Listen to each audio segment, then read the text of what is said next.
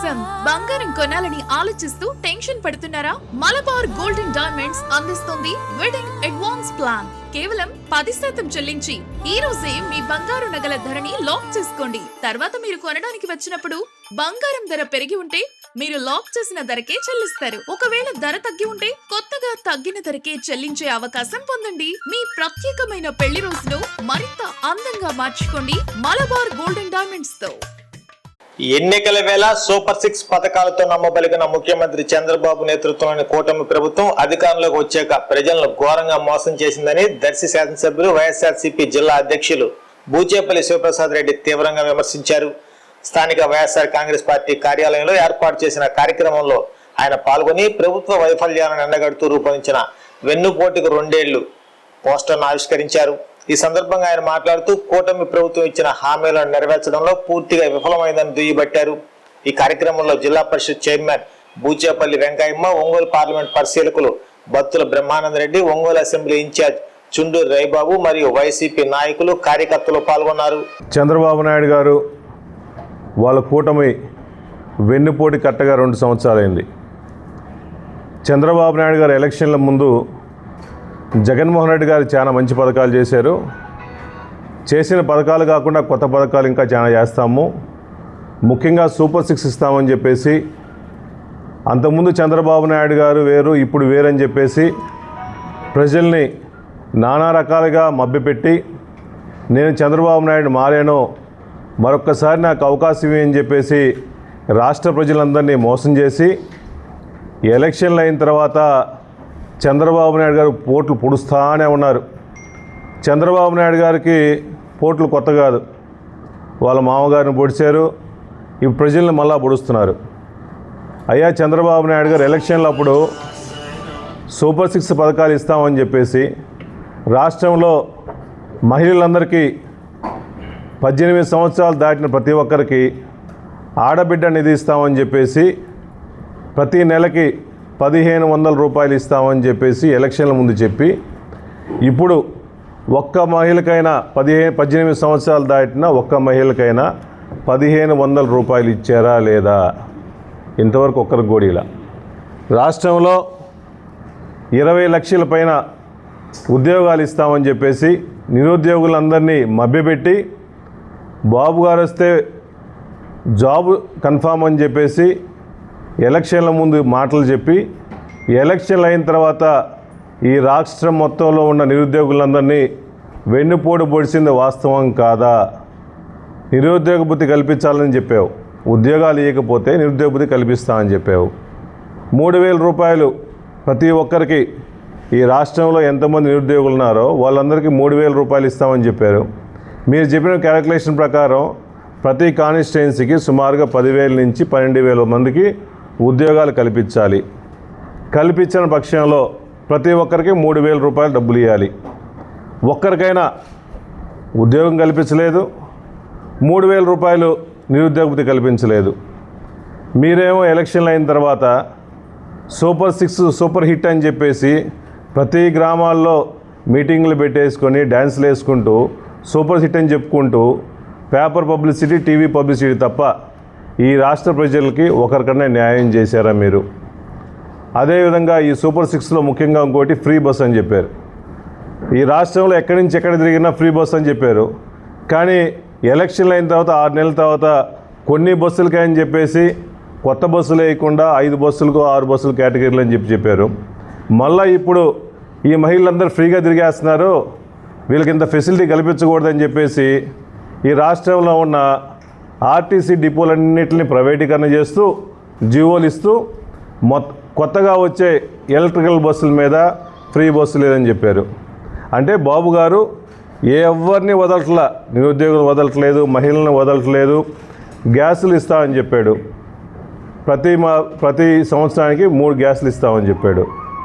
First సంవత్సరం లేదు, మహా అయితే 6 సిలిండర్లు వేయాల్సింది, మహా అయితే 1 సిలిండరు 2 సిలిండర్లు తప్ప మిగిలిన ఎవ్వరికి సిలిండర్ ఇవ్వ.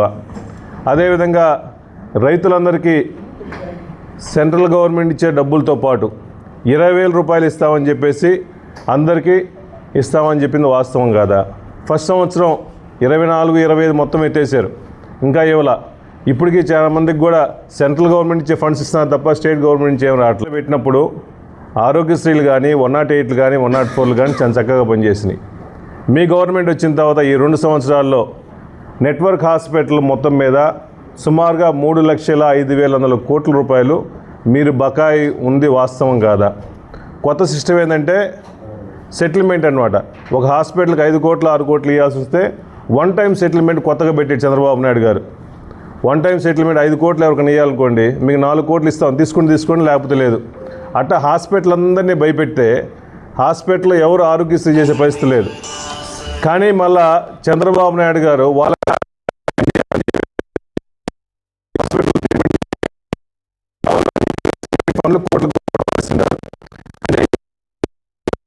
నాయకులు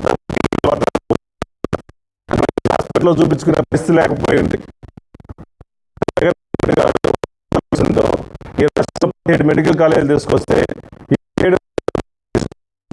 ఓపెన్ కాల, మిగిలిన డబ్బులు లేవు మేము చేయాలని చెప్పేసి పక్కన మీరు కొత్త వాళ్ళని పిలిచారు.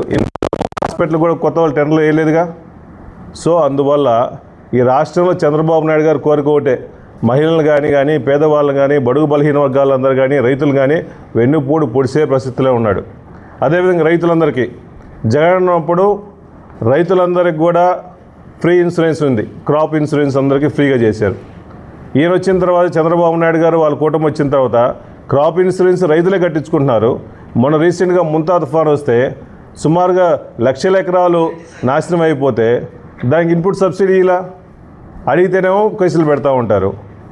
సో రైతులు పండించిన పంట గిట్టుబాటు ధర లేదు.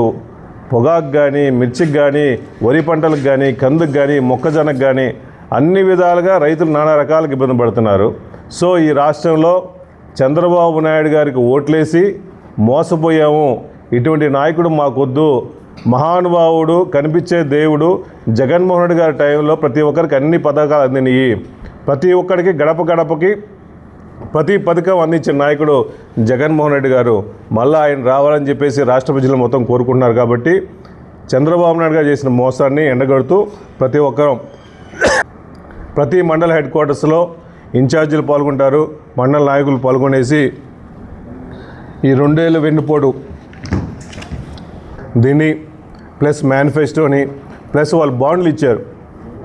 చంద్రబాబు నాయుడు గారు పవన్ కళ్యాణ్ గారు బాండ్లు ఇచ్చేసి ఈ బాండ్లు కూడా అన్ని ఊర్లు పంచిపెట్టండి, నాయకులు సంతకాలు పెట్టండి, మీకు అన్ని పథకాలు ఇస్తామని చెప్పేసి మోసపోట్లు మాటలు చెప్పారు. కాబట్టి ఈ 4వ తేదీ చించి తగలబెట్టే కార్యక్రమం ఉంటుంది. కాబట్టి అందరూ వైఎస్ఆర్సీపీ క్యాడర్ అందరూ పార్టిసిపేట్ చేయాలని కోరుకుంటున్నాము. అదేవిధంగా ఈ నెల 8, 9 తేదీ రైతులు కానీ మహిళలు కానీ పెద్దవాళ్ళు కానీ అందరూ కలిసి రౌండ్ టేబుల్ సమావేశం పెట్టేసి అందరికి కూడా చంద్రబాబు నాయుడు గారు చేసిన మోసాలని కూడా పవర్ పాయింట్ ప్రజెంటేషన్ చేసి అందరికీ తెలియపరుస్తాము.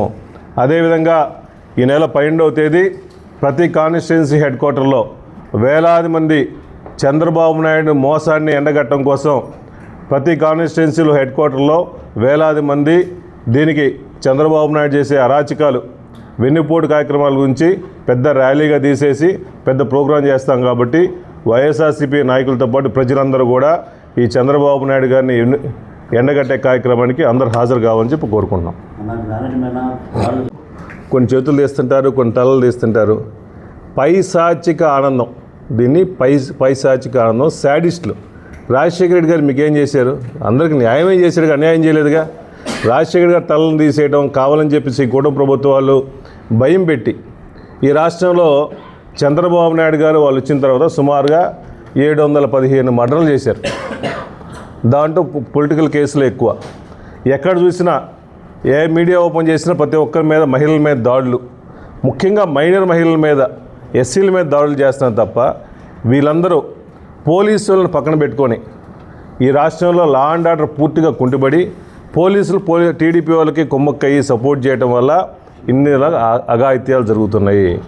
దయచేసి డీజీపీ గారు మేల్కొని మీరు రాష్ట్రానికి శాంతి భద్రతలు కల్పించాల్సింది పోయి టీడీపీ వాళ్ళకి సపోర్ట్ కాదు. మీరు టీడీపీ వాళ్ళ దగ్గర ఆ ఇంట్లో వాచ్మెన్ లాగా పనిచేస్తున్నారు తప్ప ప్రజలకి సెక్యూరిటీ ఇవ్వట్లా, ప్రజాప్రతినిధులకు సెక్యూరిటీ ఇవ్వట్లా. దయచేసి ఇటువంటి రాజశేఖర్ గారి మీద కానీ మిగిలిన విగ్రహాల మీద దాడుల్ని పూర్తిగా మేము ఖండిస్తున్నాము. దాని వెంటకి సెక్యూరిటీ ఇవ్వాల్సిన బాధ్యత మీ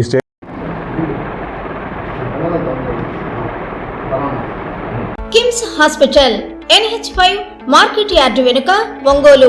జనరల్ సర్జరీ విభాగం నందు అన్ని రకాల సర్జరీలు, లాప్రోస్కోపిక్ సర్జరీలు చేయబడును. Doctor Karthik Babu Perumalla MBBS DNB laparoscopic and general surgery. Doctor Imran Azad MBBS MS general surgery. Doctor M Ramakrishna MBBS DNB anaesthesiology. ఊపిరితిత్తులకు సంబంధించి అన్ని రకాల సమస్యలకు సంప్రదించండి.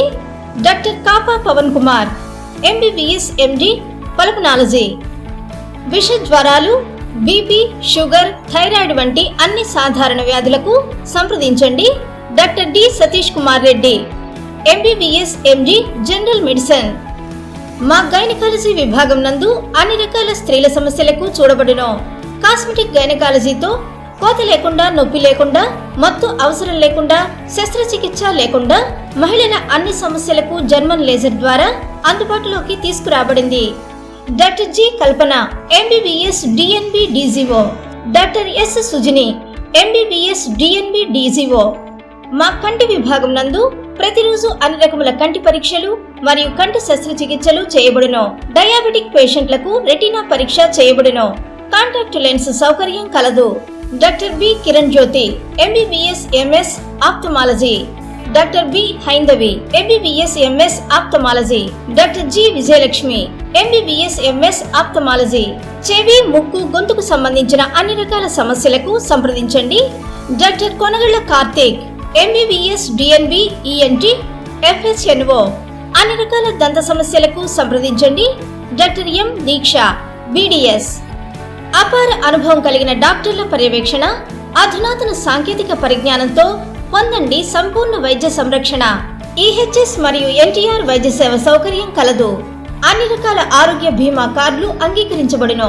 KIMS hospital NH5 market yard వెనుక ఒంగోలు. ఫోన్ 08592 667788.